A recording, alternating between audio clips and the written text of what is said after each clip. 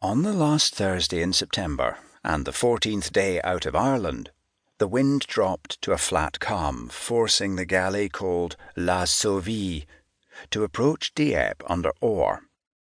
The best ships, the reliable crews, and the senior captains had just brought the Scottish Queen Dowager to France. La Sauvie, built in 1520, was only fetching some Irish guests to the French court, a common errand enough. But her captain, an able courtier, was no seaman. Her seamen, through a misplaced concession, were far from sober, and her boatswain had been taking hashish for months.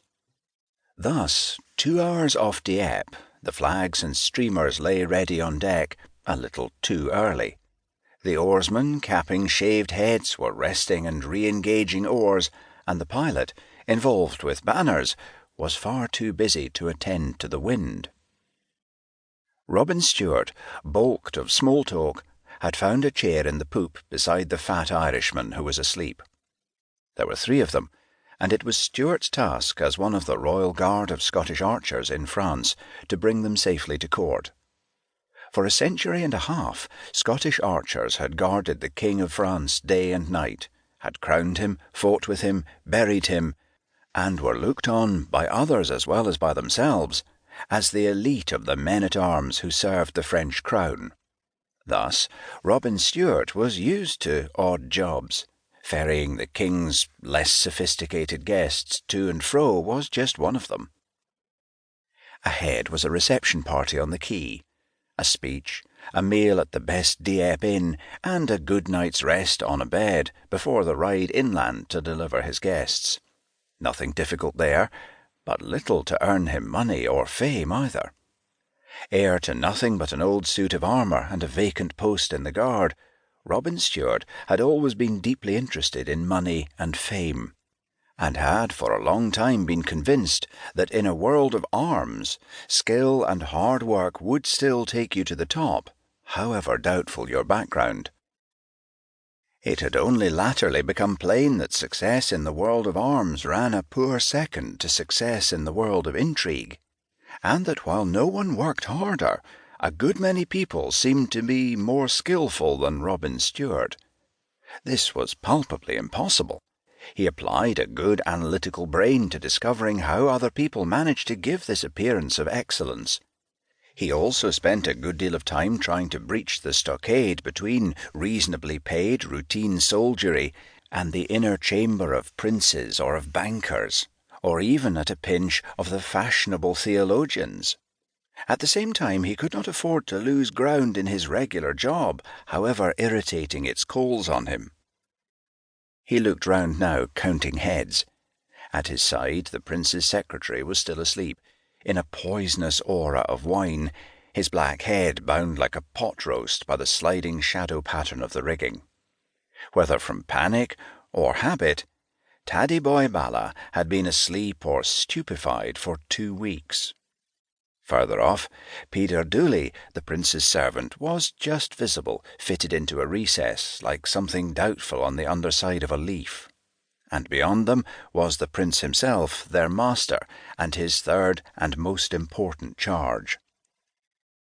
Phelim o' Liam Roe, Prince of Barrow, son of Milesians, descendant of Carbery Cahid, of Art the Solitary, Tochel the Legitimate, and Fergus of the Black Teeth, cousin to Macon, whose calves were as white as the snow of one night, was thin and middle-sized, with a soft, egg-shaped face thatched and cupped with blonde whiskers.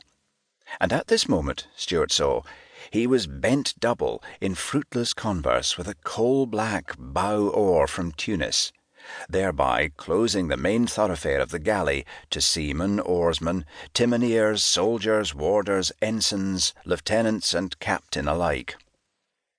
The sweating Moor, bearing down on 50 feet of solid beechwood, crashed back regularly and wordlessly on the 5-man bench like a piston, rowing 24 strokes to a minute, while the voice of the O'Liam Roe, chief of the name, Prince of Barrow, and feudal lord of the Slieve Bloom in the county of Ireland, warmly cordial, went on and on.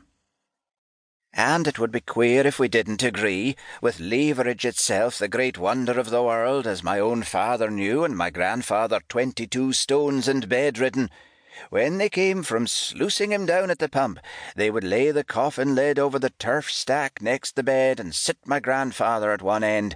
They had a heifer trained to jump on the other, and when the lid was nailed over him at the end, my granny was blithe at the wake, for she got a powerful lot of bruising when he landed." Robin Stewart winced. He had had 2 weeks of it. At Dalkey, Ireland, he had had his first sight of the great man, as the O'Liam row had shinned ineptly and eagerly up the ladder, to stand revealed on the tabernacle of La Sauvie, a carefree, mild, and hilarious savage in a saffron tunic and leggings. His entire train, for which Mr. Stewart had cleared a compartment, consisted of 2. The small, wild firbolg called Dooley, and the comatose Mr. Ballard.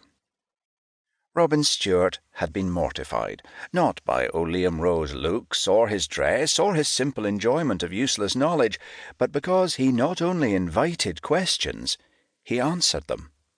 As a student of human nature, Stewart enjoyed a long, difficult analysis. His onslaughts were memorable.